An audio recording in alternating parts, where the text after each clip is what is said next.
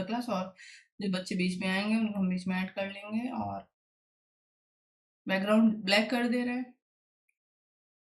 ठीक है, चलो इसमें दो सेक्शन है, सेक्शन 11 और 12।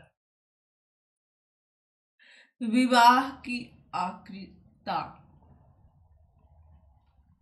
विवाह की आकृता मतलब शून्य करना, सीधी सी लैंग्वेज। ठीक है, और विवाह विच्छेद ये लिख दिया गया है, बट इसमें दो सेक्शन हम देखेंगे, और एक है सेक्शन 10 जो शून्य विवाह की बात करता है, कौन सा विवाह शून्य है, और दूसरा बात करता है शून्य करणीय विवाह की, सेक्शन 11। देखो इसके बाद हम लोग दत्तक ग्रहण एक्ट पढ़ेंगे, वो भी इम्पोर्टेंट है। तो हाँ, उससे भी क्वेश्चन आता है, दो क्वेश्चन आता है, लेकिन एक्ट आना जरूरी है। चलो, शून्य विवाह इस अधिनियम के प्रारंभ के पश्चात अनुष्ठापित कोई विवाह यदि धारा 5 के खंड 1, 4 और 5 में निर्दिष्ट शर्तों में से किसी एक का उल्लंघन करता है तो वह अकृत और शून्य होगा, और विवाह के किसी पक्षकार द्वारा दूसरे पक्षकार के विरुद्ध उपस्थित अर्जी पर अकृतता की डिक्री द्वारा ऐसा घोषित किया जा सकता है।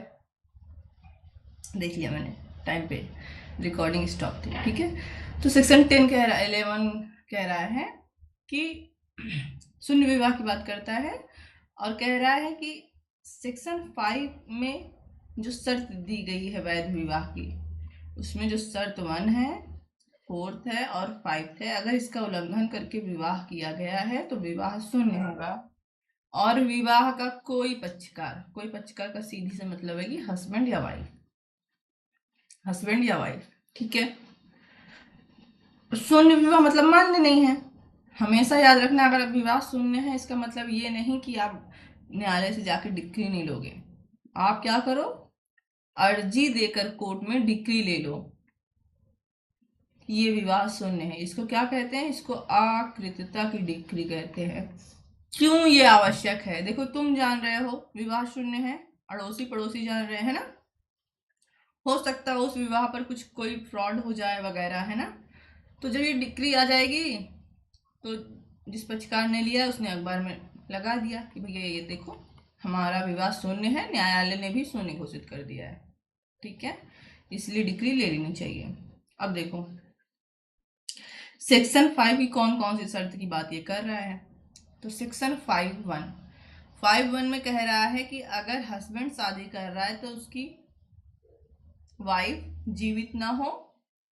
ठीक है, वाइफ शादी कर रही है तो हस्बैंड जीवित ना हो। ये शब्द ना यूज करके शब्द क्या यूज किया है, शब्द जो यूज किया है कि जो पक्षकार विवाह कर रहा है, जो पक्षकार विवाह कर रहा है उसका पूर्व पति या पत्नी जीवित ना हो। तो पति जीवित ना हो इसका मतलब कि पत्नी विवाह कर रही है, और पत्नी जीवित ना हो इसका मतलब पति विवाह कर रहा है। ठीक है, हस्बैंड या वाइफ जीवित ना हो। अब देखो इसका इसमें क्या क्या और इंक्लूड हो सकता है, इसका मतलब पति पत्नी जीवित ना हो। तो इन केस किसी ने पूछ लिया छोटा तलाक वाले पति पत्नी जीवित हो तो भैया वो तलाक हो चुके हैं, वो पूर्व पति पत्नी हो गए हैं, पति और पत्नी नहीं है। ठीक है, इसलिए उसको यहाँ इंक्लूड नहीं करेंगे। और सिंगल के लिए तो बात ही अलग है ना, उनके पति पत्नी होते ही नहीं है। ठीक, ये पहली शर्त थी। इसका मतलब कि अगर आप दूसरी शादी कर रहे हैं, आपकी पहली पति या पत्नी जीवित है, तो आप क्या कर दे रहे हैं, सेक्शन 5(1) का उल्लंघन कर दे रहे हैं, और ऐसा विवाह क्या हो जाएगा, दूसरा विवाह शून्य हो जाएगा। ठीक है, ओके। अब एक चीज यहाँ पे हम और बता दे रहे हैं, आंसर लिखोगे दोस्तों में। ठीक है, आंसर क्वेश्चन आंसर में भी हम दिखाएंगे तुमको। जो पहला विवाह हुआ है वो मान्य विवाह होना चाहिए। पहला विवाह क्या होना चाहिए, मान्य विवाह होना चाहिए। मान लो कि जो पहला विवाह हुआ था, पहली वाइफ जीवित है, पति जीवित है, पहला विवाह ही शून्य था। अगर पहला विवाह ही शून्य था तब दूसरा विवाह शून्य नहीं होगा। ठीक है, मेरा मतलब क्या है कि मान लो हस्बैंड है, इसकी वाइफ 1 है, ठीक है, और इसने दूसरी शादी की, तो ये विवाह शून्य होना चाहिए। हस्बैंड ने कोर्ट में प्रूव कर दिया कि सर मेरी जो पहली शादी थी यही शून्य थी। तो अब दिमाग में आ गया लेकिन सर दूसरी शादी तो इससे कर रहा है, ये तो पहली वाइफ है। तो भैया शून्य की और भी शर्तें दी है, 4th नंबर और 5th नंबर। हो सकता है इस पर ना हो करके इन दोनों पर शून्य हो, ठीक है। इन दोनों आधार पर पहली शादी शून्य रही हो। तो पहली शादी शून्य थी तो दूसरी मान्य होगी। ओके, चलो तुम लोग को कुछ और बताते हैं। चलो 4th नंबर पे क्या था? आई थिंक प्रतिसिद्ध नातेदारी थी। ये रहा, ये सेक्शन 5.154, ठीक है, 5.4। हाँ, थोड़ा सा इसको इरेज करके बड़ा कर देते हैं ताकि जगह मिले हमें लिखने को, है ना।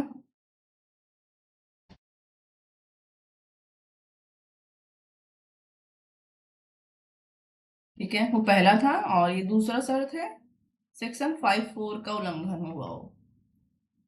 5.4 मतलब प्रतिसिद्ध नातेदारी में अगर आपने शादी की है तो ऐसी शादी भी क्या होगी? शून्य होगी। सेक्शन 3G में इसकी परिभाषा दी थी, इसी एक्ट में, बेयर एक्ट में, ठीक है। हाँ, इसका भी अपवाद है, ऐसी शादी क्या होगी? शून्य होगी। सिर्फ अपवादों में ना आता हो। अपवादों का क्या मतलब है कि दोनों पक्षकार जो शादी कर रहे हैं, हस्बैंड वाइफ, ठीक है, हर एक शब्द लिखा है, यहाँ ध्यान देना, हम लोग अच्छे से पढ़े थे इसको। देखो, हर एक पक्षकार मतलब दोनों पक्षकार। तो यहाँ पर हर एक पक्षकार लिख दिया गया है। दोनों पक्षकारों के बीच ऐसी रूढ़ी है जहां पर प्रतिसिद्ध नातेदारी में शादी होती है, ठीक है, तब ये शादी मान्य होगी, तब ये शादी शून्य नहीं होगी। लेकिन ये रूढ़ी साबित करनी पड़ेगी आपको कोर्ट में। जैसे एग्जाम्पल कजन मैरिज, ठीक है, फॉर एग्जाम्पल हम ले रहे हैं कजन मैरिज, ठीक है। मेरी कजन की स्पेलिंग सही है, हमको लग रहा है गलत है, कुछ तो गलत है। कजन, जो भी है। तो कजन मैरिज प्रतिसिद्ध नातेदारी में हुए और शून्य है, सीधी सी बात है। बट साउथ इंडिया में कुछ हिंदू फैमिलीज में कजन मैरिज मान्य होती है, ठीक है, लेकिन दोनों पक्षकारों के बीच होनी चाहिए, ठीक है। सिर्फ लड़के वाले के साइड या लड़की वाले के साइड नहीं, दोनों साइड चलना चाहिए, ठीक है। ओके, तो प्रतिसिद्ध नातेदारी में आपने शादी की, ऐसी शादी क्या होगी? शून्य होगी। ये सिंपल रूल है, हमको सिर्फ सिंपल रूल ही बताना था, बता के आगे बढ़ना था। बट थोड़ा सा हम साथ में एक्सप्लेन कर दे रहे हैं, नहीं तो तुम लोग क्वेश्चन आंसर में कंफ्यूज हो जाओगे। मैम तो बोली थी प्रतिसिद्ध नातेदारी में शून्य होता है, देखो वहाँ लिखा हुआ है ना, लेकिन यहाँ तो शून्य नहीं है, ठीक है। इसके बाद है 5.5, इसमें है सपिंड में शादी होना। कहीं भी गोत्र का वर्णन नहीं है पूरे हिंदू मैरिज एक्ट में, यही हमको सबसे गलत लगता है। पूरे हिंदू मैरिज में गोत्र में शादी मान्य है, ठीक। सपिंड जिसकी परिभाषा हमने 3F में देखी थी, पिता से पीढ़ी, पिता को छोड़ के पिता से 5 पीढ़ी ऊपर तक, मतलब पिता को मिला के नहीं, पिता से 5 पीढ़ी ऊपर तक, ठीक है। और माँ में माँ को छोड़कर माँ से 3 पीढ़ी ऊपर तक। सपिंड हमारे हिंदू में भी है, जिसमें पिता में पिता को छोड़कर पिता से 7 पीढ़ी ऊपर, और माँ में माँ को छोड़कर माँ से 5 पीढ़ी ऊपर, मतलब माँ, नानी, पर नानी वगैरह वगैरह, प्लस उनसे जुड़े हुए, ठीक है, जिसमें हम सामान्यतः शादी नहीं करते। ओके, तो ऐसी शादी भी क्या होगी? शून्य होगी। अगर आपने सपिंड में शादी कर ली है तो ऐसी शादी क्या होगी? शून्य होगी। फिर अपवाद लागू होगा, फिर से वही वाला कि अगर वहां रूढ़ी और प्रथा है, ठीक है, रूढ़ी और प्रथा है, प्रथा उसमें ऊपर वाले में भी लिख लेना, ठीक है, और हर एक पक्षकार के साइड है, मतलब दोनों पक्षकार हस्बैंड और वाइफ के साइड, तब ऐसी शादी मान्य होगी, ठीक है। ओके, ये हो गया सेक्शन 11 तुम्हारा, ठीक है। मैंने यहाँ पर 10 लिख दिया है ना, इसको हम इरेज कर दे रहे हैं। सेक्शन 10 तो न्यायिक पृथक्करण। चलो सेक्शन 11, और सेक्शन 12। ठीक, सेक्शन 12 सोचा कहाँ का सेक्शन 12 5 कहाँ से आ गया, अभी जस्ट हम ही ओपन किए जबकि, है ना। शून्य करने विवाद, थोड़ा सा इसमें लॉन्गर लिखा हुआ है एक्ट, लेकिन हम एक्सप्लेन कर दे रहे हैं। शून्य करने विवाह एक कहानी बताते हैं। सो एक हमारे यहाँ बहुत पहले, जैसे पहले होता था ना, मेरे घर पे भी होता था कि बाबा के जो मित्र हैं, मान लो बनारस वगैरह के हैं, तो वो अपने स्टूडेंट्स को, लड़कों वगैरह को, लड़की वगैरह को एग्जाम दिलाने आते थे। तो मेरे घर पे आते थे, मेरे पापा उन लोग को पूरा एक रूम दे देते थे कि आप लोग इसी में रहो, ना बनाओ खाओ पेपर दो। ऐसे ही होता था पहले जमाने में, होटल वगैरह नहीं था, तो इंसान क्या करता था, 5-6 लोगों का ग्रुप बनाता था, कोई गार्जियन लेकर जाता था, पेपर दिला के आता था। ठीक। तो मेरे एक रिलेटिव हैं, उनके यहाँ, मतलब बहुत पहले की बात है, बहुत पहले की बात है, वो अपने बेटे को भेजे, एक्स है यहाँ पर, वाई पेपर देने अकेले भेज दी। अच्छा बड़ा घर था, खानदानी बहुत बड़े लोग थे, मतलब तुम जान लो 90-50 के आसपास ही बात है। ठीक। और इनका बेटा बहुत सीधा, इकलौता बेटा बहुत सीधा था। गया पेपर देने, पेपर देकर लौटा, ये बाहर बैठकर दातून कर रहे थे, कार से उतरा रोते हुए बेटा, जिसको ये पैदल भेजे थे, ये कार से उतरा रोते हुए, और ये दातून छोड़कर दौड़े और बेटे को धक्का देकर गिरा दिए। हटो पहले हमको कार देखने दो। कार देखे तो कार में एक सुंदर सी दुल्हन बैठी थी। तब तक माँ भी दौड़ती आई, बेटा माँ के पास गया, माँ उसको बेटे को फिर से धक्का दे दी, पहले हमको कार देखने दो। उसमें दुल्हन बैठी थी। थोड़ी देर बाद जब सब शांत हुआ, तब बेटा रो रो के बताने लगा कि जिसके पास आप हमको भेजे थे, वो अपनी बेटी से मेरा ब्याह करा दिए। मतलब वो भी अच्छे खानदान के थे, ये भी अच्छे ठीक ठाक परिवार था इनका, है ना, इनको लड़का अच्छा लगा, कर दिए। यानी हम, ये बोला, बेटा बोला कि मेरी मर्जी नहीं थी पापा, जबरदस्ती शादी करा के भेज दिए। तो पिताजी बोले तो क्या हुआ, देख नहीं रहे हो कार आई है, दुल्हन भी अच्छी है, सब अच्छा होता है, बड़े आए हैं रोने वाले, भागो यहाँ से। तो क्या यह विवाह मान्य मान्य है? तो देखो भाई, लड़का मान गया, लड़की के साथ रहने लगा, विवाह मान्य हो गया। ठीक है। अगर लड़का चाहता तो न्यायालय में जाकर उस विवाह को शून्य करा लेता। विवाह को क्या करा लेता? शून्य करा लेता, क्योंकि यहाँ लड़का पीड़ित था, उससे जबरदस्ती कंसेंट लिया गया था। ठीक है, ओके। और ऐसे विवाह को शून्यकरणीय विवाह कहते हैं, शून्यकरणीय विवाह। और ये चीज हम संविदा अधिनियम में भी पढ़ेंगे। ठीक है, कि जहां पर जो सहमति फोर्सफुली हो या बिना सहमति के कोई कार्य हो, वो संविदा शून्यकरणीय होती है। ठीक है, अभी थोड़ा सा इसको इरेज कर दे रहे हैं, इतनी भी अच्छी कहानी नहीं थी पूरा, है ना, थोड़ा सा इसको इरेज कर देंगे तो जगह हो जाएगी, फिर हम लोग सेक्शन पढ़ेंगे। बिहार में अक्सर तुम लोग न्यूज देखोगे कि लड़के की सरकारी नौकरी लगी, किसी अन्य के यहाँ सरकारी शादी में गया था। जस्ट पिछले साल का केस है, पिछले साल का केस है। लड़का अपने स्कूल में ही बैठा था, सरकारी नौकरी लगी थी, और कुछ लोग आए, उसको जबरदस्ती बांध कर लेकर चले गए। ठीक है, बोरे में भर के लेकर चले गए, और जब उसने क्या कहते हैं आँख खोली तो कट्टा लगा था उसके सिर पर, उसकी शादी हो रही थी, शादी हो गई। ठीक है, कंसेंट उसका सहमति से नहीं था, धमकी देकर भी लिया गया था। अब देखो, शून्यकरणीय विवाह पढ़ते हैं, कहानी पढ़ लिया हमने, अब हमें टॉपिक समझ में आएगा। जिनको कहानी अच्छी नहीं लगी सुनना तब भी पड़ेगा। कोई भी विवाह वह इस अधिनियम के प्रारंभ के, चाहे पूर्व हो चाहे पश्चात हो, निम्नलिखित आधारों में से किसी भी आधार पर शून्यकरणीय होगा और अकृतता की डिग्री पर बातिल किया जा सकेगा। बातिल शब्द जो है हम लोग देखेंगे वहाँ इस्लामिक लॉ में, मुस्लिम लॉ पढ़ेंगे तो बता दे रहे हैं, डायरेक्ट पढ़ रहे हो तो मुस्लिम लॉ में सही का मतलब होता है वह शादी जो पूर्णता वैध है, ठीक है, और बातिल का मतलब होता है शून्य, ठीक है। और एक शब्द और होता है जो मुझे अभी जस्ट ध्यान नहीं आ रहा और मैं जानना भी नहीं है, ठीक है, वहां हमको पढ़ना है तो वहीं पढ़ेंगे।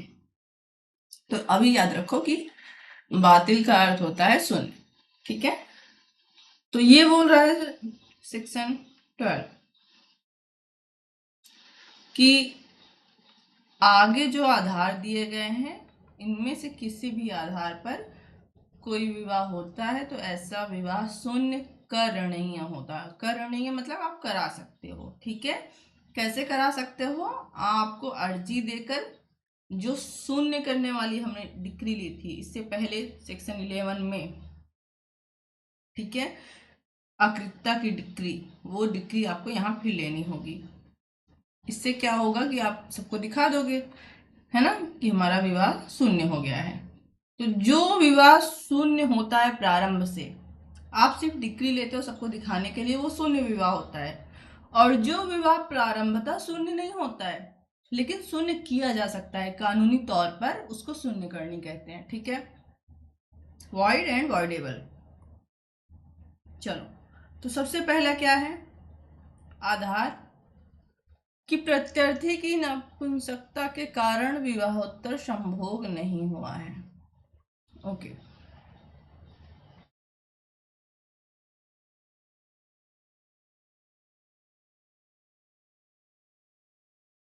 ठीक है। जो मतलब पक्षकार अर्जी दे रहा है वो नहीं, बल्कि शून्य कराने के लिए विवाह, बल्कि दूसरा पक्षकार कुछ इस प्रकार से पीड़ित है कि उनके बीच वैवाहिक संबंध नहीं बना है, ठीक है। ये सब इरेज कर देते हैं क्योंकि व्हाइट बोर्ड जाएगा क्लास में तो सब बच्चे क्या, वैवाहिक संबंध नहीं बना है ये, ठीक है। क्यों? ये इसके कारण एग्जाम में तुमको लिखना है, ठीक है, ऐसे लिख, नहीं तो बच्चे सिर्फ एक शब्द लिखते तो नहीं समझ पाते। दूसरा कि वह धारा 5 के खंड 3 में निर्दिष्ट शर्तों का उल्लंघन करता है। सेक्शन 5(3) का उल्लंघन करता है। सुनने वाले में क्या था? सेक्शन 5(1), 4 और 5, इसमें 3 दिया है। 5(3) में क्या दिया हुआ है हमने पढ़ा हुआ है, आई थिंक एज दिया हुआ है 21 और 18, ये देखो, ठीक है। जब ग्रूम क्या था 21 साल का नहीं था और ब्राइड जो है 18 साल की नहीं थी, ठीक है। इस शर्त का उल्लंघन हुआ था विवाह होने में।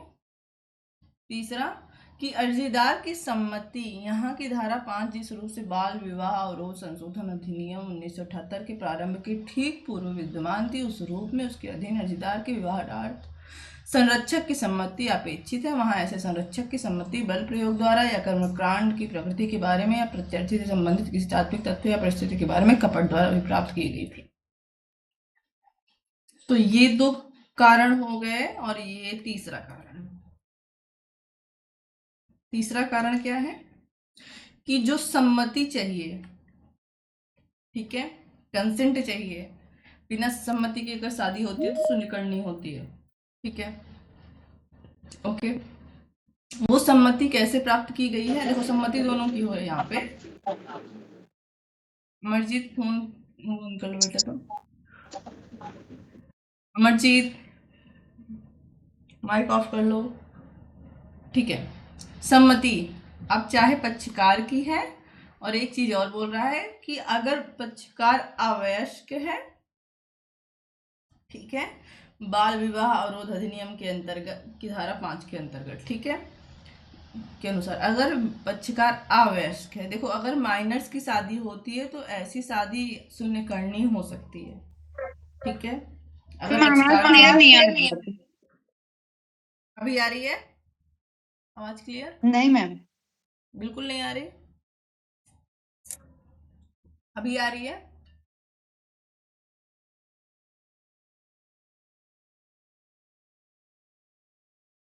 अभी आ रही है? नहीं मैम, कट के आ रही है, क्लियर नहीं है। अच्छा रुको, हम रिकॉर्डिंग स्टॉप करके बताते हैं।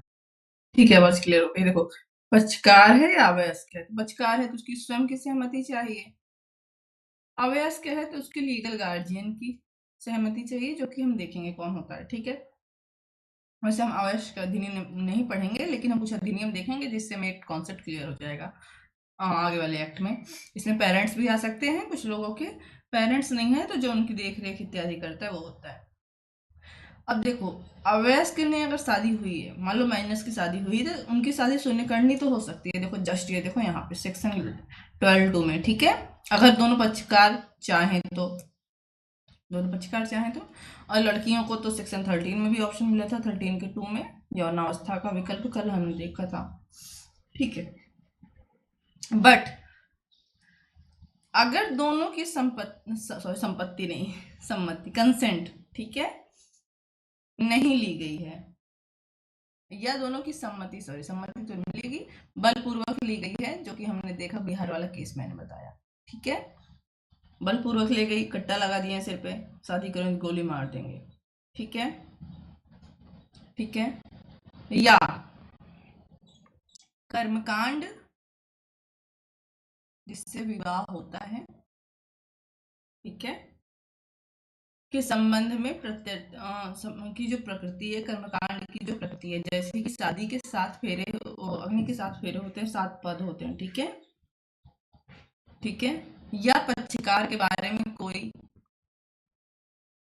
तथ्य, जिससे तात्विक तथ्य, कोई तात्विक तथ्य छिपा कर ली गई है। ठीक है, या किसी परिस्थिति के बारे में कपट द्वारा ली गई है, कपट द्वारा ली गई है, तो वहां पर भी विवाह क्या होगा, शून्यकरणीय होगा। और ये चारों चीजें किसमें दी हुई हैं, सेक्शन 12 के सी में दी हुई हैं। ठीक है, अब क्या होता है, तो बलपूर्वक तो हमने समझ लिया, कट्टा लगा दिया। कर्मकांड मतलब मान लो कि कहीं पर ऐसे मतलब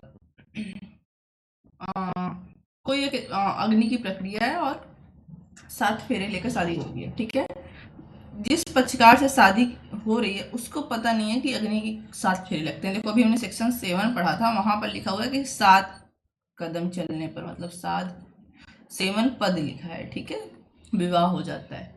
और उसको मतलब कर्मकांड के बारे में कुछ कंफ्यूजन था कि शादी कैसे होती है, तो खेल खेल में उसकी शादी करा दी है। ठीक है,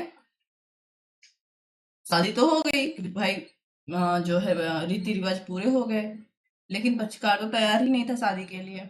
पक्षकार का कोई तथ्य का तात्विक बात छिपाकर, अब देखो एक्स की वाई से शादी हुई, वाई पहले से डिवोर्स से है, या विधवा है, या इसके 5-6 बच्चे हैं वगैरह, ऐसा कोई इंपॉर्टेंट चीज अगर एक्स को इस बारे में पता होता तो वो अपना कंसेंट नहीं देता।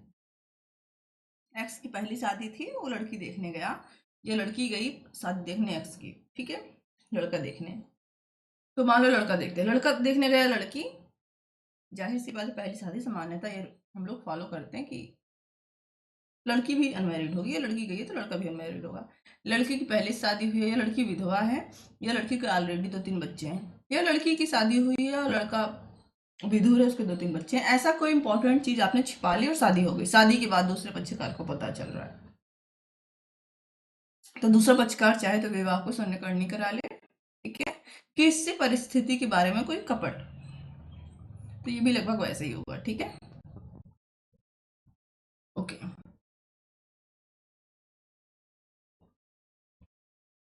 तो हम लोग जो क्वेश्चन आंसर करेंगे, तो हम लोग पहले यही वाला क्वेश्चन आंसर कर लेते हैं, शून्य और शून्यकरणी में अंतर।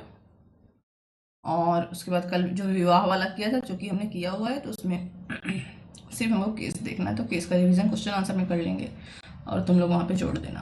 लेकिन अभी पूरा नहीं हुआ है, तो पहले इसको पूरा कर लेते हैं सेक्शन को। ये था सी नंबर, है ना, सी नंबर। अब आता है डी नंबर। डी नंबर कहता है कि प्रत्यर्थी विवाह के समय अर्जीदार से भिन्न व्यक्ति द्वारा गर्भवती थी। यहाँ गर्भवती थी, जाहिर सी बात है महिला की बात हो रही है। ठीक है, प्रत्यर्थी कौन होगा यहाँ पर, पुरुष होगा। जो प्रत्यर्थी है, सॉरी जो अर्जीदार है, जो डिवोर्स लेने गया है, ठीक है, सॉरी जो शून्यकरणी कराने गया है, अर्जीदार इस आधार पर शून्यकरणी कराने गया है कि जो दूसरा पक्षकार है वो विवाह के समय, याद रखना विवाह के बाद नहीं, उस आधार पर तो हम डिवोर्स दे देंगे सीधे, ठीक है, उस आधार पर तो हम डिवोर्स ले सकते हैं जार कर्म के आधार पर, ठीक है।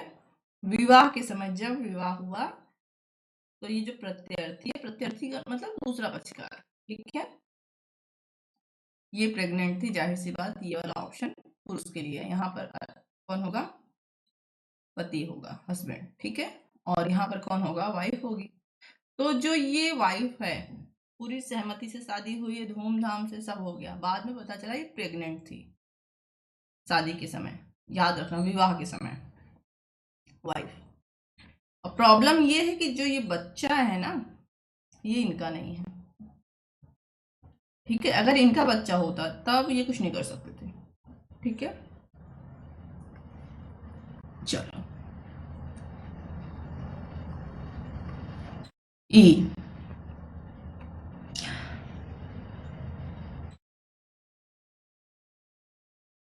ई नहीं है, इसके बाद कुछ अपवाद दिया हुआ है, आपने ऊपर ले लिया, आपने ऊपर क्या ले लिया, शून्यकरण की डिग्री ले ली, लेकिन अब देखते हैं कि कब नहीं ले सकते हो, ठीक है।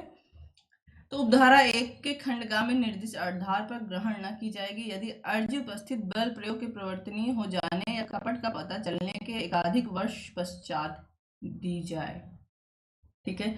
तो जिस सेक्शन के नीचे है उसके नीचे ही हम लिख देते हैं ताकि हम लोग को कंफ्यूजन ना हो, ठीक है। सेक्शन 2 की बात कर रहा है और ये बता रहा है कि कब अर्जी को एक्सेप्ट नहीं किया जाएगा, कब शून्यकरणी की डिग्री प्रदान नहीं की जाएगी, भले ही ऊपर की शर्तें पूरी हो रही हैं, ठीक है। तो इसके नीचे ही लिखना था लेकिन हम क्या कर रहे हैं, यहाँ लिख दे रहे हैं।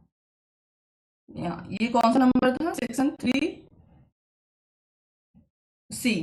ठीक है। सेक्शन 3C में हमने देखा सम्मति के बारे में, कपट से ली गई थी, फ्रॉड से ली गई थी, इत्यादि से ली गई थी, ठीक है, ओके। सेक्शन 2 के ए में लिखा गया है 2 बात।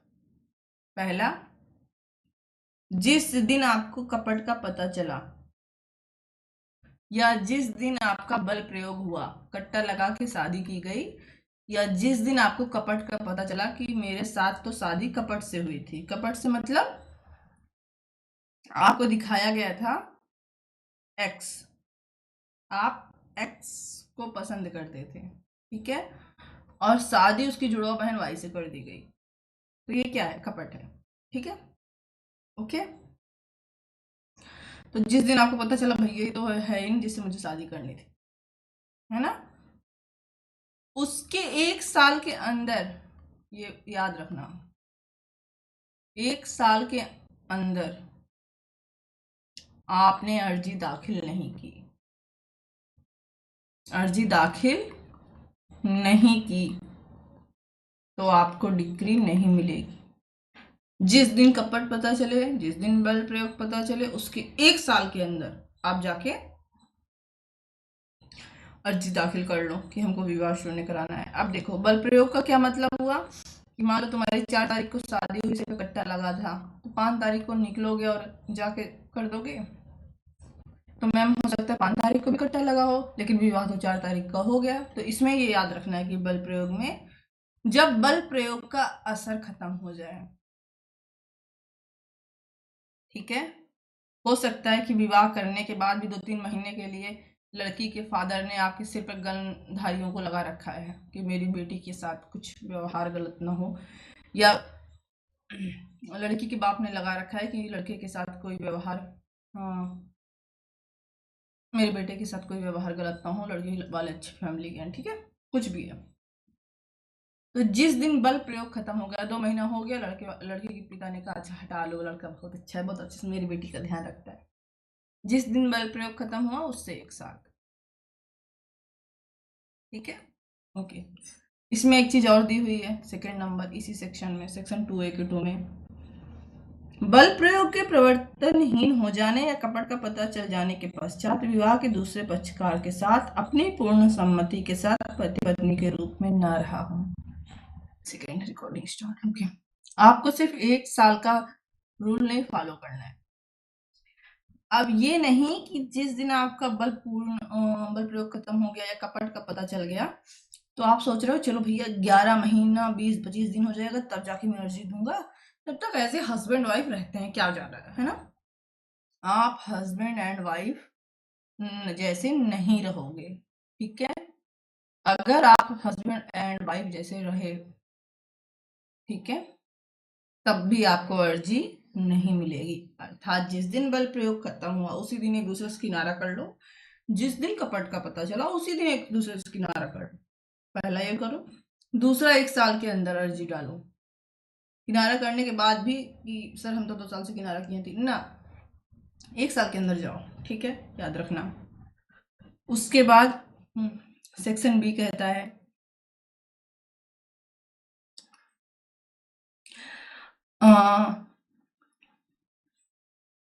धारा 1 के खंड डी में विनिर्दिष्ट आधार पर तब तक ग्रहण न की जाएगी जब तक न्यायालय का यह समाधान न हो जाए कि अर्जीदार विवाह के समय अभिगित तथ्यों से अनभिज्ञ था। तो क्या था डी में, देखो ये रहा। इसी के नीचे लिख देते हैं, तो 2 ही है, साथ में ये जस्ट 2 के आगे यहाँ पे लिख देते हैं। सेक्शन 2 बी कह रहा है, 2B का फर्स्ट कह रहा है कि ये जो शून्यकरण की डिग्री आप लेने गए थे क्योंकि शादी के समय जिससे आपकी शादी हुई है वो किसी और से प्रेग्नेंट थी, है ना। अगर इस बात की जानकारी आपको थी तब आपने विवाह किया है, ठीक है, तब आपको डिग्री शून्यकरण की नहीं मिलेगी, ठीक है। उसने बताया कि मैं प्रेग्नेंट हूँ, मेरे बाद एक मूवी आई थी, क्या नाम था, जलेबी, है ना। बट उसमें क्या था कि उसमें बच्चा वो लेकर आई थी, मतलब प्रेग्नेंट होती तब आती और तब बताती, तब भी उसका हस्बैंड एक्सेप्ट कर लेता तो बाद में शून्यकरणी नहीं करा सकता था, ठीक है। कार्यवाही इस अधिनियम के प्रारंभिक पूर्व अनुष्ठापित विवाह की दशा में, ऐसे प्रारंभिक 1 वर्ष के भीतर और ऐसे प्रारंभ के पश्चात अनुष्ठापित विवाह की दशा में विवाह की तारीख से 1 वर्ष के भीतर संस्थित की गई है, ठीक है। तो ये कह रहा है कि फिर से वही 1 साल वाला रूल लागू हो रहा है। बोल रहा है कि अगर आपकी शादी हिंदू मैरिज एक्ट 1955 के पहले पूर्व हुई तो जिस दिन यह एक्ट लागू हो गया उसके 1 साल के अंदर आपने डिक्री की हो, आपको पता चला आपकी वाइफ प्रेग्नेंट थी लेकिन उसके 1 साल के अंदर, अगर बाद में आपका विवाह हुआ है 1955 के बाद, तो जाहिर सी बात है तो एक्ट लागू ही था, सत्ता आपके पास थी। तो जिस दिन आपका विवाह हुआ,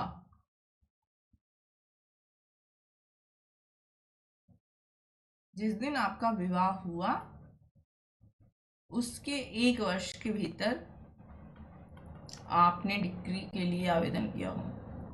ये क्यों कह रहा है, देखो मान लो कि उसमें जिस दिन विवाह हुआ उसी दिन के बच्चा हो, तब भी 1 वर्ष में 12 महीना होता है, बच्चा 9 महीने 9 दिन में हो जाता है, फिर भी एक्स्ट्रा आपको कितना 3 महीना का टाइम तो मिल रहा है। जाहिर सी बात है 3 या 4 महीने में तो पता चल जाता है ना, 2 महीने में।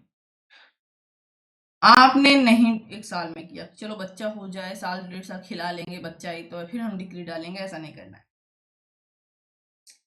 तो अगर आपने शादी की और लड़की पहले से प्रेग्नेंट थी, आप 1 साल के अंदर डिग्री डालो, पहली शर्त ये है, ठीक। दूसरी शर्त दिया हुआ है, ठीक है, आपने 1 साल का रूल फॉलो नहीं किया, आपको शून्यकरण की डिग्री नहीं मिलेगी।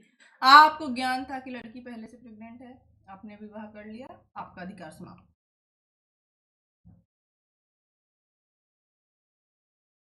और तीसरा रूल और है,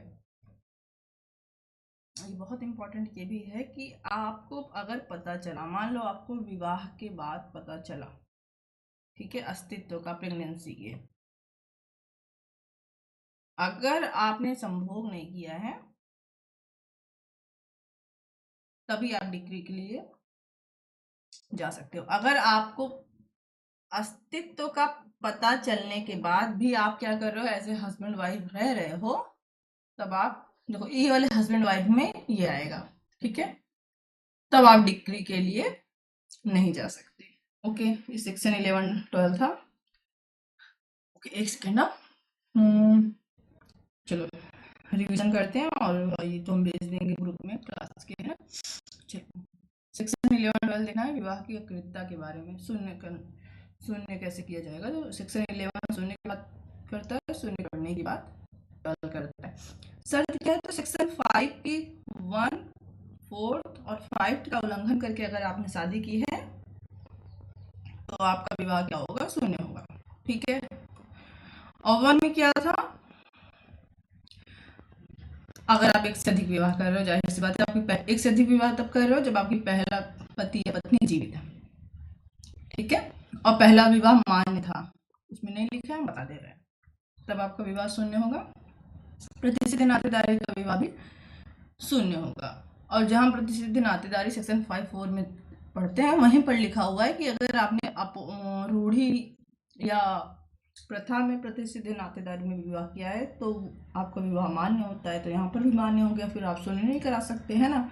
और फिर सपिंड में भी किया विवाह शून्य होता है, फिर से अपवाद वही रूढ़ी और प्रथा वाला। तो शून्य करनी विवाह क्या होता है, निम्न आधार पर विवाह शून्य करनी होगा, जो हम देखते हैं इसमें। Sorry sorry sorry sorry sorry, थोड़ा सा गलती होता है, कुछ तो लिखा था, चलो मैंने रेस कर दिया गलती से, हाईलाइटर लेना था।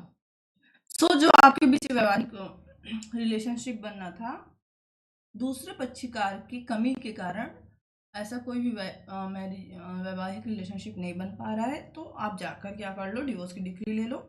दूसरा, आप सेक्शन 5(3) का उल्लंघन करके विवाह किए हो, ग्रूम अंडर 21 था, ब्राइड अंडर 18 थी, दोनों पक्षकार में से कोई जाकर जो पीड़ित होगा, शून्य करने की डिग्री ले लेगा। तीसरा कह रहा है जो सम्मति है वो पक्षकार के स्वयं या अवयस्क है तो उसके संरक्षक की सम्मति के बिना किया गया था, ठीक है, ऐसा विवाह शून्य करनी होगा। और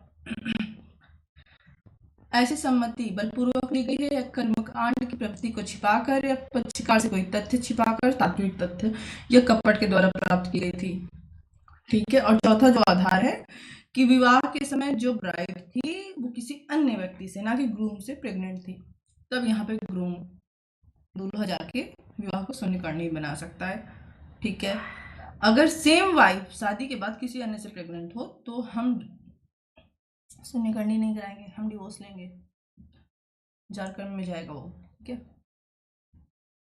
फिर सेक्शन 2 कहता है ठीक है रुक जाओ, हो गया तुम लोग का, दे दी डिग्री, अब बताते हैं कब डिग्री नहीं दोगे, सामने आने तुमको डिग्री देगा। तो सेक्शन 2 का 1A बताता है भैया देखो, सीधी बात है कि अगर 1 साल के अंदर जिस दिन आपके ऊपर से बलपूर्वक समाप्त हुआ है, बल प्रयोग समाप्त हुआ है, जिस दिन समाप्त हुआ है, और या जिस दिन से आपको कपट का पता चला है, उससे 1 साल के अंदर अगर आपने अर्जी नहीं दाखिल की शून्य करने के लिए तो आपको नहीं मिलेगी डिग्री शून्य करने की, विवाह मान्य होगा। प्लस आप हस्बैंड वाइफ की तरह नहीं रहे हों कि आपने उधर डिग्री दाखिल कर दी, इधर एज ए हस्बैंड वाइफ रह रहे हैं, ठीक है। और ये जो डी वाला ऑप्शन था जिसमें कि वाइफ प्रेग्नेंट थी शादी के समय किसी और से, इसकी अगर आप जानकारी थी, सेक्शन 2 भी कहता है अब आपको जानकारी थी तो आपने सहमति दी शादी के लिए और शादी की, शादी मान्य होगी, डिग्री नहीं दी जाएगी, ठीक है। अगर आपको जिस दिन पता चलता है, ठीक है, तो विवाह से 1 साल के अंदर आपने डिग्री के लिए अर्जी नहीं की, आपका विवाह मान्य होगा, ठीक है। आपको अस्तित्व का पता चला कि आपकी वाइफ किसी अन्य से प्रेग्नेंट है, ठीक है, आप डिग्री दाखिल किए हो but as a husband wife रह भी रहे हो, आपको डिग्री नहीं दी जाएगी, ठीक है। ओके, ये था सेक्शन 11 और 12। एक चीज बहुत इंपॉर्टेंट है जो हम लोग क्वेश्चन आंसर में देखेंगे, यहाँ हम शॉर्ट कर देंगे थोड़ा सा। शून्य विवाह या शून्य संविदा दोनों में से कोई पक्षकार ले सकता है डिग्री, अर्जी दे सकता है, ठीक है। दोनों में से कोई पक्षकार अर्जी दे सकता है, लेकिन शून्यकरणीय विवाह में सिर्फ एक पक्षकार दे सकता है। और कौन होगा वो पक्षकार? हाँ ठीक है, जो पीड़ित है, ओके, जो पीड़ित पक्षकार है, जिसके साथ कपट से विवाह हुआ है, जिसके सर पे कट्टा लगा के विवाह हुआ है, जिसकी किडनैपिंग करके आपने विवाह कर दिया, चाहे लड़का है चाहे लड़की। बस इसमें एक चीज याद रखना, इसमें जो सेक्शन आई थिंक 1D था ना, 1D सेक्शन 12(1)D, इसमें हस्बैंड को अधिकार है। अगर वाइफ शादी के समय किसी अन्य से प्रेग्नेंट है, क्योंकि जाहिर सी बात है पति तो प्रेग्नेंट होगा नहीं, है ना, ओके। यहाँ रिलेशनशिप की बात नहीं हो रही है कि वाइफ किसी अन्य के साथ रिलेशनशिप में थी शादी के समय, तो हम इनको शून्यकरणी करा दीजिए, नहीं, नहीं होगा। अगर शादी के बाद वो रिलेशनशिप में नहीं है किसी के साथ, शादी के पहले थी, तो विवाह मान्य होगा, ठीक है। शादी के बाद वो किसी के साथ रिलेशनशिप में है, विवाह डिवोर्स का आधार बन सकता है, ठीक है, जारकर्म पर, ओके। क्योंकि शादी के पहले का हम जो है यहाँ इतिहास खंगाल ले तो बैठा नहीं है कोर्ट, है ना, ओके। अब हम चलेंगे क्वेश्चन आंसर। सेक्शन 16, 17, 18 देख लेते हैं, किसी संबंधित शून्य शून्यकरणी से, ठीक है। सेक्शन 16, 17 और 18 देख लेते हैं, ये इंपॉर्टेंट है, और हम लोग कल कर लेंगे वो क्या कहते हैं उसको, क्वेश्चन आंसर। हिंदू लॉ वाला भी करना है, मैरिज वाला भी, और क्योंकि हमने तुरंत नहीं किया है तो हमको तुरंत उसका वो भी देखना पड़ेगा, है ना, ओके।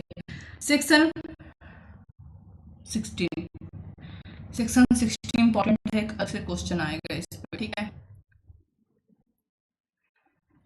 शादी कैसी है? शून्य विवाह है या शून्यकरणी विवाह है, दोनों हो गया। बट इस शादी के बाद आपने डिग्री ले ली, लेकिन एक बच्चा अपत्य पैदा हो गया, तो उसके क्या अधिकार होंगे, ये क्वेश्चन आ सकता है, ठीक है। सेक्शन 16 में इतना याद रखना। सेक्शन 16 फर्स्ट बोलता है, इस बात के होते हुए कि विवाह धारा 11 के अधीन या अकृत और शून्य है, ऐसा विवाह का ऐसा अपत्य धर्मज होगा।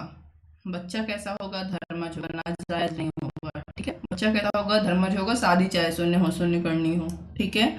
जो विवाह के विधिमान न होने की दशा में धर्मज होता, बिल्कुल उसी तरीके से धर्मज होगा अगर शादी शून्य शून्य करनी ना होकर शादी कैसी होती? मान्य होती।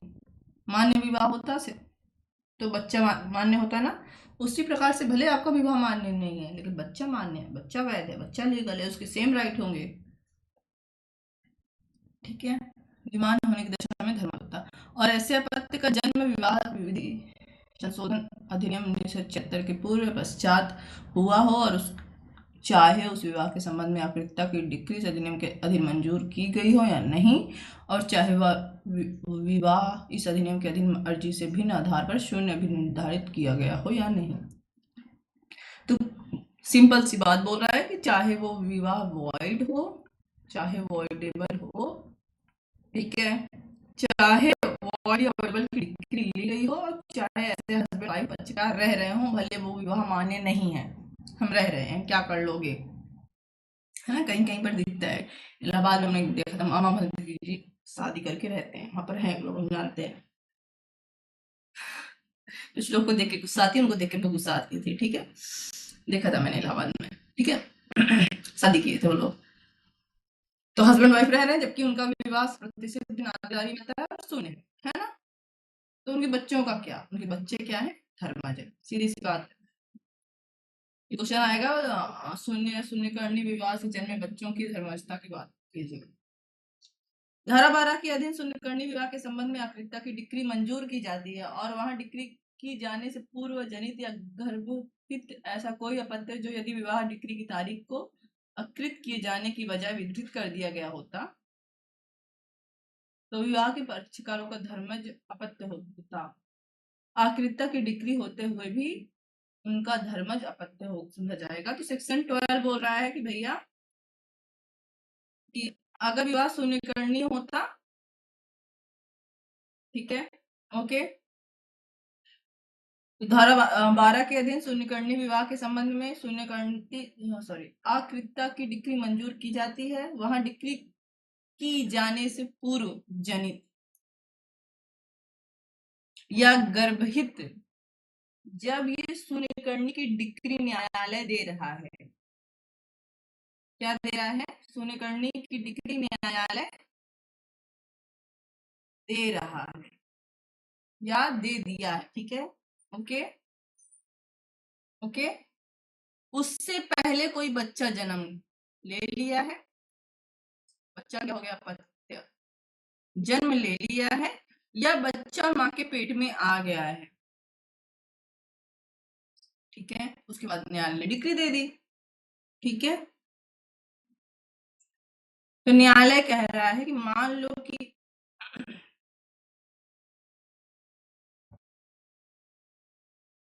तो यदि विवाह डिक्री की तारीख को अकृत किए जाने के बजाय विवाह विघटित कर दिया गया होता, तो कुल इतना याद रखना है कि अगर बच्चा ये डिक्री मिलने से पूर्व या तो पैदा हो गया है या माँ के पेट में आ गया है, ठीक है। शून्यकर्णी विवाह की बात हो रही है, ठीक है। बच्चा कैसा होगा? धर्मज होगा, और शून्य विवाह में भी धर्मज होगा, ठीक है।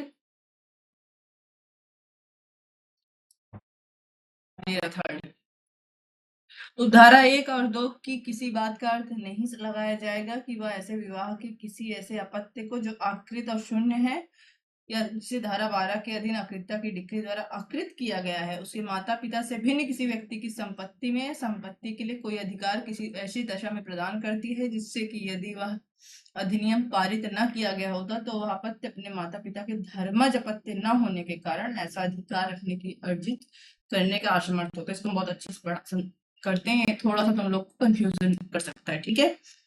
सेक्शन 11 और 12 में का जो बच्चा हमने पढ़ा जो धर्मज होता है, ठीक है, जो अपत्य होता है, ठीक है,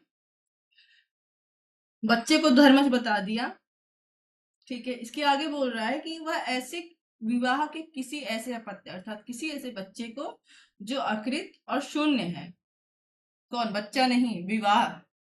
जो विवाह क्या था? शून्य था। शून्य मतलब क्या? एक तो प्रारंभ था शून्य, एक बाद में शून्य कराया जा सकता है। जो बाद में शून्य कराया जाता है उसको शून्य करनी कहते हैं, इसीलिए दोनों के लिए हम शून्य शब्द यूज कर रहे हैं, ठीक है। या जिसे धारा 12 के अधीन अकृतता की डिक्री द्वारा अकृत किया गया है, उसके माता पिता से भिन्न किसी व्यक्ति की संपत्ति में या संपत्ति के लिए कोई अधिकार किसी ऐसी दशा में प्रदान नहीं करता है जिसमें कि यदि यह अधिनियम पारित न किया गया होता तो वह अपत्य अपने माता पिता का धर्मज अपत्य न होने के कारण ऐसा अधिकार रखने या अर्जित करने में असमर्थ होता। यहाँ पर देखना, ये वाली लाइन ध्यान से देना, हाईलाइट कर रहा है। अगर तुम लोग बेरेट में इंटरेस्टेड हो तो उसके माता, अरे यार शॉर्ट करने में प्रॉब्लम होती है ना, गलती से और टच हो जाता है तो।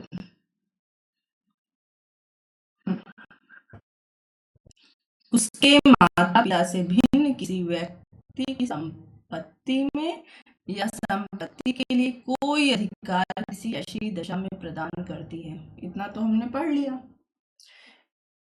हमें तो हमको देख के लग रहा है कि माता पिता की भी संपत्ति में अधिकार मिल रहा है और उसके किसी रिलेटिव के भी। ऊपर वाली लाइन हमने छोड़ दी, किसी बात का यह अर्थ नहीं लगाया जाएगा, इसको जोड़ के पढ़ेंगे, ठीक है। जिसमें कि यदि यह अधिनियम पारित न किया गया होता अर्थात हिंदू मैरिज एक्ट पारित न किया गया होता तो वह अपत्य अपने माता पिता का धर्मज अपत्य न होने के कारण ऐसा कोई अधिकार रखने अर्जित करने में असमर्थ होता।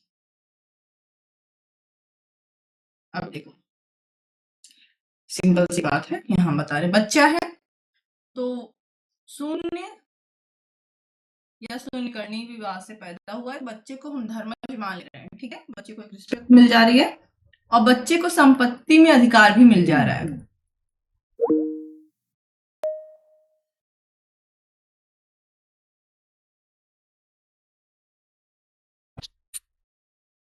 ओके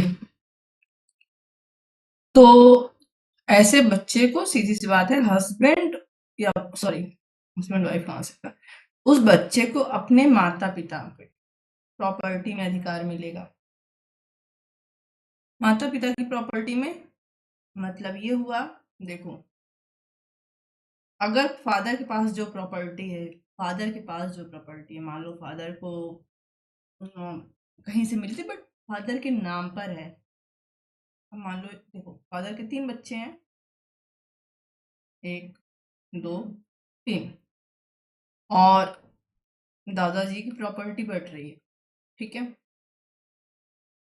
तो तीनों बच्चों को उसमें से कुछ मिलेगा, मतलब जो फादर को जाएगा फिर उसमें से तीनों को जाएगा, ठीक है?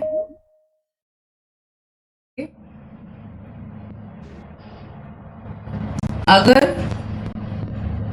ये वाली प्रॉपर्टी एंसेस्ट्रल है, ठीक है, क्या है, खानदानी संपत्ति है, तो उसमें ना मिलकर जो संपत्ति फादर के नाम पर है और जो उसने खुद बनाई है, जो संपत्ति माता के नाम पर है या माता ने खुद बनाई है, उसमें ही अधिकार मिलेगा। सीधी सी बात है, इतनी सी बात कर रहे हैं, इसमें बहुत नहीं समझना है, ठीक है? फिर सेक्शन 17 बोल रहा है, द्विविवाह के लिए दंड। यदि इस अधिनियम के प्रारंभ के पश्चात दो हिंदुओं के बीच अनुष्ठापित किसी विवाह की तारीख पर ऐसा विवाह किसी पक्षकार का पति या पत्नी जीवित था, तो ऐसा विवाह शून्य होगा और उसे आईपीसी की धारा 494 और 95 के अधीन दंडित किया जाएगा। ठीक है, इधर आओ। तो हमने देखा कि सेक्शन 5(1) का उल्लंघन करके क्या कर लिया है, विवाह कर लिया है। बहुत अच्छा काम कर लिए हैं, है ना? एक वाइफ जीवित है, दूसरे से विवाह कर लिए, ठीक है? तो ऐसा विवाह तो शून्य होगा, सेक्शन 17 फिर से बोल रहा है, ठीक है? ऐसा विवाह क्या होगा, शून्य होगा, फिर से ये बात बोल रहा है, प्लस दंडनीय होगा, और ये जाएगा सेक्शन आईपीसी में। तो ये पुराना एक्ट है, नए वाले में अब हम इसको ऐड कर सकते हैं बीएनएस में। तो बीएनएस का सेक्शन जस्ट मुझे याद नहीं आ रहा, लेकिन हाँ, चैप्टर 5 में महिलाओं के विरुद्ध अपराध है, और वहीं पर कहीं पर है, जस्ट मुझे याद नहीं आ रहा, ठीक है? तो वहां पर अपराध है, सेक्शन आईपीसी का बता दे रहे हैं 494 और 495 जो है द्विविवाह के लिए दंड का प्रावधान करता है, ठीक है? सेक्शन 18 हिंदू विवाह की कतिपय अन्य शर्तों के उल्लंघन के लिए दंड। हिंदू मैरिज एक्ट कहता है रुक जाओ, आप शून्य विवाह करो, आप एक सपिंड विवाह करो, आप प्रतिसिद्ध विवाह करो, और उसके बाद कोर्ट में भी चले आओ उसको शून्य भी कराने, और कोर्ट ऐसे बैठ के नहीं देखेगा। रुक जाओ, हम आपको कुछ अलग से बताते हैं, ठीक है? कुछ अन्य चीजें भी हम आपको लागू कर देते हैं। हर व्यक्ति जो अपना कोई ऐसा विवाह प्राप्त करेगा जो धारा 5 के खंड 3, 4 और 5 में विनिर्दिष्ट शर्तों के उल्लंघन में इस अधिनियम के अधीन अनुष्ठापित किया गया है। थोड़ा सा कहाँ जगह दो भाई, ठीक है? सेक्शन 17 कह दे रहा है कि आपने 5(1) का उल्लंघन किया है, एक से अधिक विवाह किया है, विवाह शून्य भी होगा, और बीएनएस आईपीसी में दंड के पात्र होंगे, अलग से दंड दिया जाएगा वहां पर, ठीक है? ताकि गंभीर दंड आपको मिल सके। सेक्शन 18 कह रहा है, इसका मतलब ये नहीं कि अन्य अपराधों के लिए आपको छोड़ देंगे। सेक्शन 5 थर्ड, फोर्थ और 5 का आपने उल्लंघन किया, ठीक है? थर्ड क्या था, ग्रूम 21 से कम है, ब्राइड 18 से कम है, माइनर की शादी हो रही है, ठीक है? तो ऐसा विवाह तो शून्य करनी है, ये हमने देखा, लेकिन विवाह शून्य करनी है और विवाह मान्य है, शून्य करनी है, शून्य नहीं है, तो क्या करेंगे, दंड नहीं देंगे, दंड देंगे। सेक्शन ए कह रहा है कि शर्तों का उल्लंघन की दशा में कठोर, ठीक है? तो ऐसा विवाह तो मान्य होता है और शून्य करनी हो सकता है, बट शर्तों की उल्लंघन में आपने विवाह किया है तो कठोर कारावास से जिसकी अवधि 2 वर्ष तक की हो सकेगी, या जुर्माने से जो 1 लाख तक का हो सकेगा, अथवा दोनों। कुछ छोड़ा नहीं जाएगा, आपको इम्प्रिजमेंट दिया जाएगा जो कि कठोर होगा, ठीक है? और जिसकी अवधि भी बता दिया है, जो 2 साल तक की हो सकेगी। 2 साल तक का मतलब है इससे अधिक लिए नहीं, बट 2 साल तक का, और कठिन कारावास होगा, ठीक है? या जुर्माने से फाइन। क्या लिखा है, मतलब हो सकता है कि सिर्फ कारावास दिया जाए, हो सकता है कि सिर्फ जुर्माना देकर छोड़ दिया जाए, ठीक है? और जुर्माने की भी रकम बता दी गई है जो कि 1 लाख तक का हो सकेगा, ठीक है? तो इंसान क्या कर सर, जुर्माना ले लीजिए, कारावास रहने दीजिए, कहता है रुक जाओ, या दोनों, 2 साल तक का कारावास प्लस 1 लाख तक का फाइन। जब तक लग जाता है ना तो लिमिट होती है, 1 लाख मतलब 1 लाख ही नहीं हो सकता, सिर्फ 1,000 लगा दे, हो सकता है कि 20,000 लगा दे, हो सकता है 50,000 लगा दे, 1 लाख से ज्यादा नहीं लगाएगा। 2 साल तक का है तो हो सकता है कि सीजीएम फर्स्ट के उसमें आएगा, सीजीएम नहीं जीएम फर्स्ट के उसमें आएगा। तो 1 दिन का, 6 महीने का 8, 2 साल से ज्यादा नहीं, ठीक है। अभी भी रुके रहो, अभी पूरा नहीं हुआ है। फिर बोल रहा है सेक्शन 5 बी, ठीक है, ये तो बोल दिया, ए ने बोल दिया। बी बोल रहा है आप सेक्शन 4 और 5 का उल्लंघन किए हैं। 4 में क्या था, प्रतिसिद्ध नातेदारी में शादी कर लिए हैं जो कि आपके यहाँ रूढ़ी प्रथा में नहीं थी, या आपने सपिंड से शादी कर ली जो कि आपके यहाँ रूढ़ी और प्रथा में नहीं थी, तो ऐसा विवाह तो शून्य हो गया। सिर्फ शून्य होने के से नहीं छोड़ देंगे, ठीक है, दंड देंगे आप, तो कारावास मिलेगा, जो कि 1 महीने तक का हो सकता है, 1 मंथ,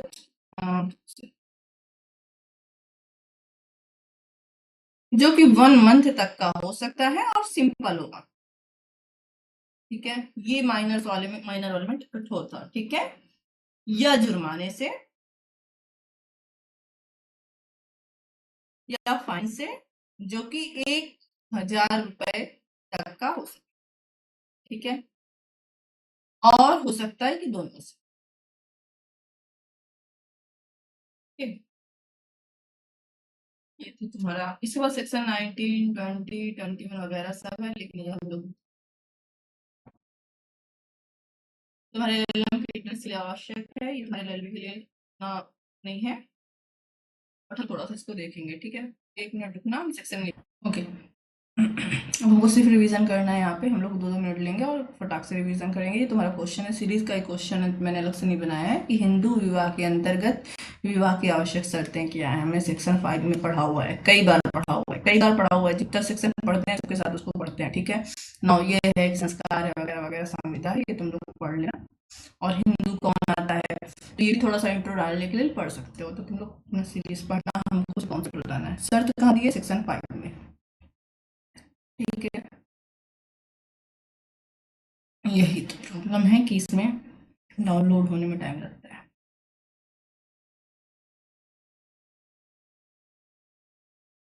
ठीक है। एक सेकंड, नोट्स में तुमको एक्स्ट्रा चीजें मिलती हैं, जैसे कि दोनों पक्ष हिंदू हों तभी हिंदू लागू मैरिज एक्ट, जाहिर सी बात है हिंदू मैरिज एक्ट लागू हो रहा है, सेक्शन 2 के हिंदू होना चाहिए, अर्थात एक हिंदू हो, दूसरा बौद्ध हो, एक बौद्ध है दूसरा सिख हो, एक सिख है दूसरा जैन हो हिंदू हो, ऐसा कुछ भी है तो ये क्या कहलाएंगे, दोनों पक्ष हिंदू कहलाएंगे, ठीक है, ओके।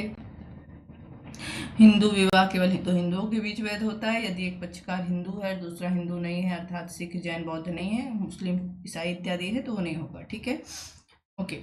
लिली थॉमस केस आ गया, लो भाई, सर तो छोड़ के सीधे केस आ गया।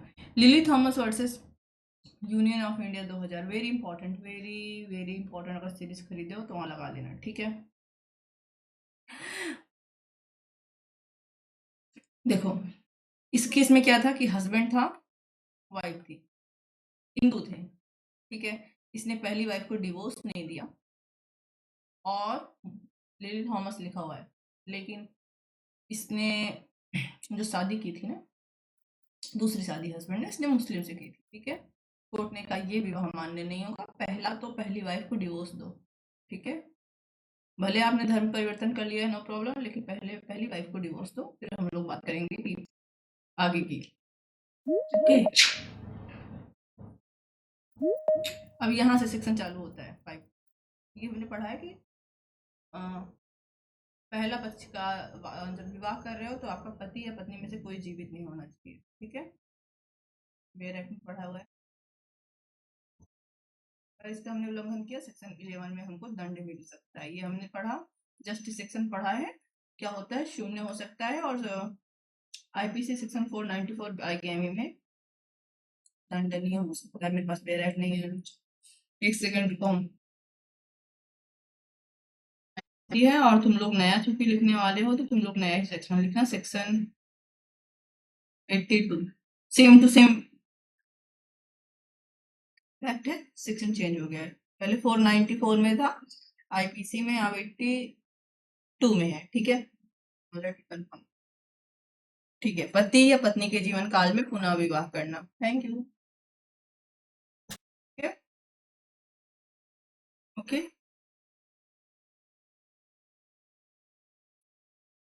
ये आ गया। ये केस हमने गलती से सेक्शन 9 में पढ़ा दिया था। ठीक है, इंपॉर्टेंट केस है। ठीक है, सुप्रीम कोर्ट ने कहा कि यदि कोई हिंदू पुरुष ईसाई या मुस्लिम धर्म अपनाकर दूसरी शादी करता है तो यह हिंदू विवाह अधिनियम का उल्लंघन होगा और वह विवाह शून्य होगा। ठीक है, एक सेकेंड, हम पानी पी लेते, ऑन करना भूल गए। ठीक है, रिकॉर्डिंग ऑन करना भूल गए। तो ये केस हम लोग क्या बोल रहे थे कि यूसीसी मतलब अगर आर्टिकल 44 लिख रहे हो इंडियन कॉन्स्टिट्यूशन में, वहां पर भी यूज कर सकते हो। अगर आर्टिकल 32 के बारे में लिख रहे हो तो वहां पर भी थोड़ा सा लिख सकते हो। इस केस में 2 जज थे, justice Kuldeep Singh, justice R M. Sahay. ये सरला मृदगल जो है इसमें वाइफ नहीं है। ठीक है, ये एक एनजीओ चलाती थी, एनजीओ का नाम था कल्याणी, उसकी महिला हेड थी।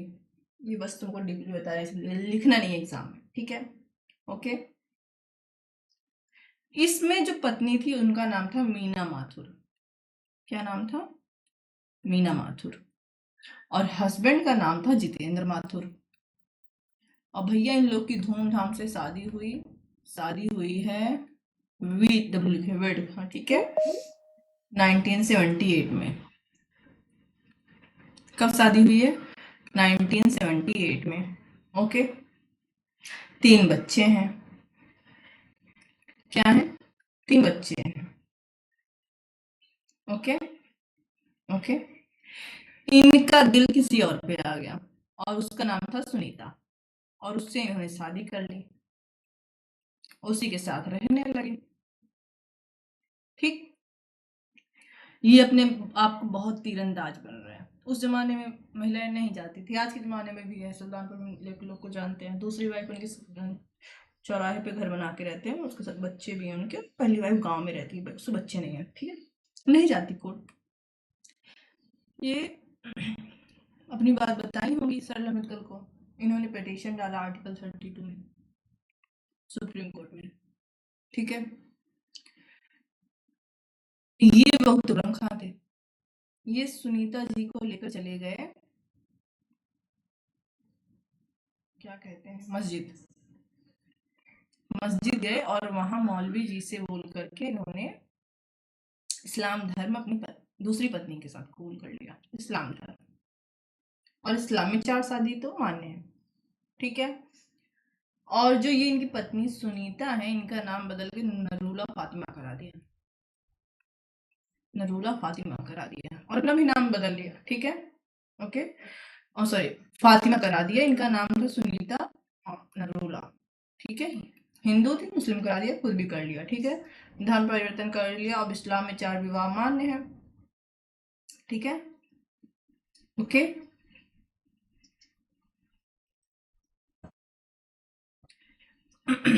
इसके बाद क्या हुआ?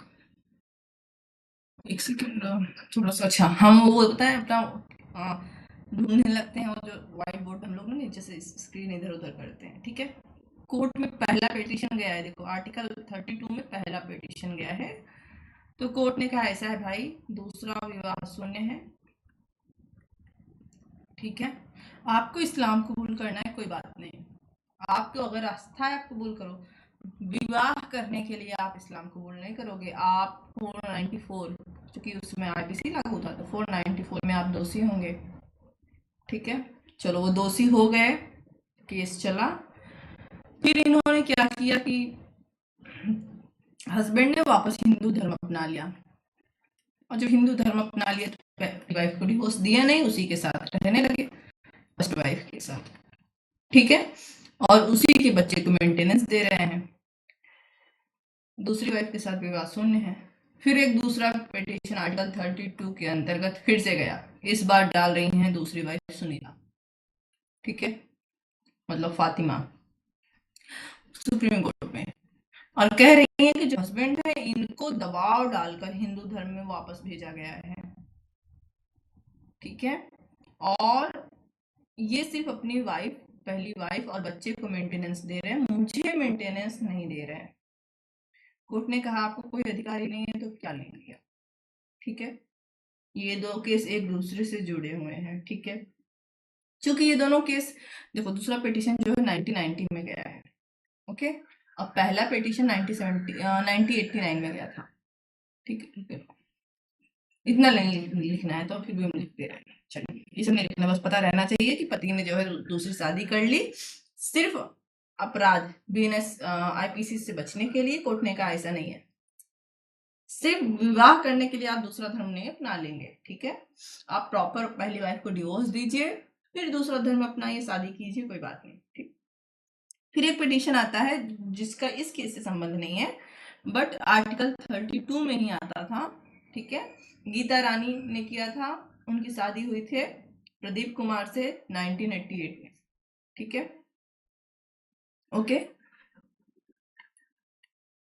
गीता रानी ने किया था क्योंकि इनके हस्बैंड जो थे प्रदीप थे, इनसे मारपीट की, इनको डिवोर्स नहीं दिए। ठीक है, और क्या किया इन्होंने, इस्लाम कबूल किया। इस्लाम कबूल करने के बाद विनीता गुप्ता से शादी कर ली। ठीक है, सेम ऐसे इफेक्ट हो रहा, और इसके बाद चौथा पिटीशन भी आया था सुष्मिता घोष का। ठीक है,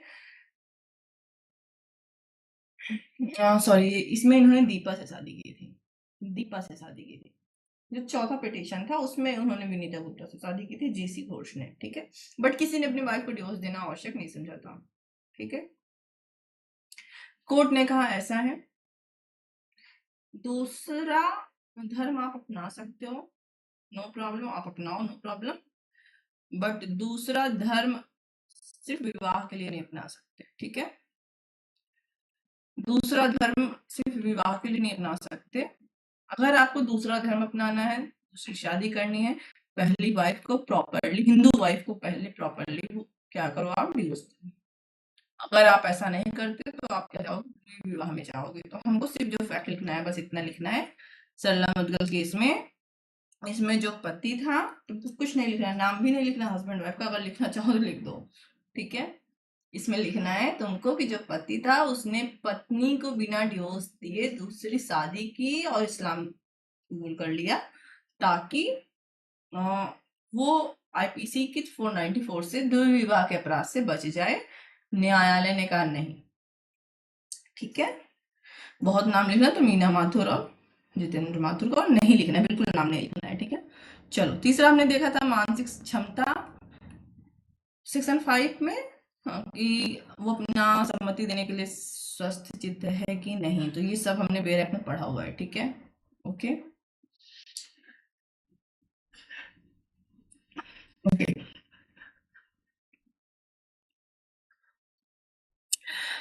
अब देखो इस अलका शर्मा का केस है, ये भी ठीक है, इंपॉर्टेंट है। विवाह के समय पति पागल था। ठीक है, इसको तुम सेक्शन 11 में भी लिख सकते हो, सॉरी 12 में भी लिख सकते हो। मानसिक रूप से ग्रस्त था, अस्वस्थ था।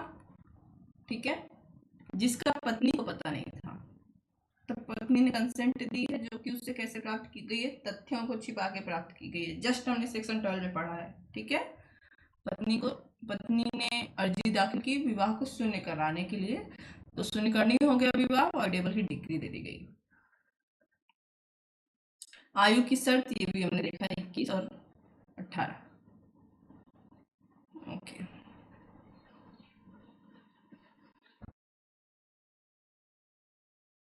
ठीक है, ये केस भी याद रखना, बाल विवाह पे संबंधित है। लीला गुप्ता वर्सेस लक्ष्मी नारायण में कहा गया था कि बाल विवाह में जो शादी की जाती है शादी मान्य होती है, बट जिन्होंने शादी की कराई है उनको दंड दिया जाएगा। अगर दोनों भाई हैं पक्षकार तो उनको दंड देकर जिन्होंने शादी कराई उनको दिया जाएगा। प्रतिबंधित संबंधों में विवाह करना, ये भी हमने देखा क्या होता है, शून्य होता है 18B में। ठीक है, 1 माह के लिए या 1000 के लिए, दोनों। और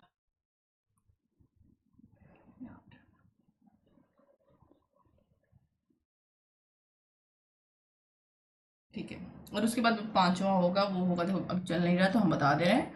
फिर अगली शर्त हमको भी पता है कि कौन सी है, सरपिंड वाला, फिर से वो 18B का रूल लागू हो जाएगा, ठीक है। तो इसके बाद जो पांचवी शर्त होगी वो होगा कौन सा, सपिंड वाला, वो भी वही होगा, शून्य होगा। हमने पूरा बेयर एक्ट पढ़ा हुआ है। और सेक्शन 18B में दंडनीय होगा 1 मंथ या 1000 रुपीज या बहुत, ठीक। ये क्वेश्चन एक पर्याप्त है। कल हम लोग तलाक वाला क्वेश्चन आंसर देख लेंगे, सिर्फ केस देखना है, क्योंकि बेयर एक्ट का मैंने पढ़ा हुआ है, क्लास तुम लोग लेके आना, रिवीजन करके आना, और शून्य शून्य करने विवाह में अंतर देख लेंगे, क्वेश्चन आंसर, फिर हम लोग बेयर एक्ट पे आएंगे, ठीक है। चलो आज हम क्लास एंड करते हैं, ओके।